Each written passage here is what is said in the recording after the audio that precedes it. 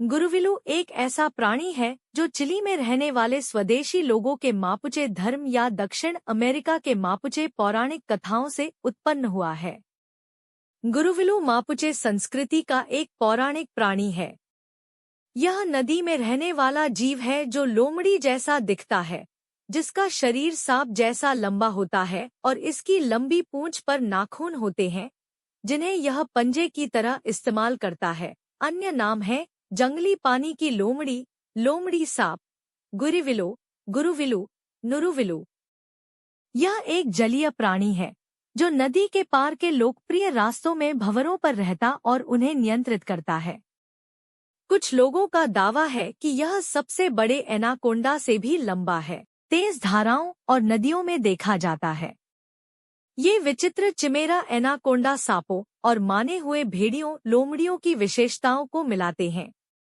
कहानियां कहती हैं कि सावधान रहें कि आप कहां मछली पकड़ते हैं, तैरते हैं या अपनी खुद की डोंगी चलाते हैं। झील या नदी पर आपके साथ जो भी नाटकीय होता है वह इस जंगली पानी की लोमड़ी के कारण होता है। एक मानक लोमड़ी की शक्तियों के अलावा वे पानी के नीचे भी रह सकते हैं और पानी को नियंत्रित कर सकते हैं। हालांकि बाद की शक्ति भंवर बनाने तक ही सीमित है। वह एक भंवर के तल पर रहता है और यह कभी भी अच्छा संकेत नहीं है। गुरुविलु अविश्वसनीय गति से पानी में घूम सकता है, इसलिए वे भयंकर भंवर बनाते हैं। वे अक्सर छोटी नावों को नीचे लाने के लिए ऐसा करते हैं।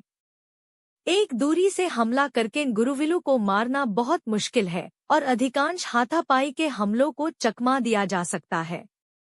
इससे छुटकारा पाने का एकमात्र तरीका एक जादूगर को काम पर रखना था, जिसने इसे जादुई तरीके से पकड़ लिया और इसे चाकू से धमकाया और इसे कभी भी किसी को भी पार करने की धमकी नहीं देने के लिए कहा। अन्य कहानी में कहा गया है कि माना जाता है कि गुरुविलु पानी में रहता है और नदियों और झीलों का रक्षक है। ऐसा कहा जाता है कि अगर कोई नदियों या झीलों का सम्मान नहीं करता है तो गुरुविलु बदला ले सकता है। कुछ मापुचे लोगों का मानना है कि गुरुविलु अलग अलग रूपों में आकार बदल सकता है, जिससे यह जानना मुश्किल हो जाता है कि यह कब आसपास है। यह भी माना जाता है कि गुरुविलु में एक शक्तिशाली आत्मा है और लोग अनुष्ठानों और प्रसाद के माध्यम से इसके साथ संवाद कर सकते हैं।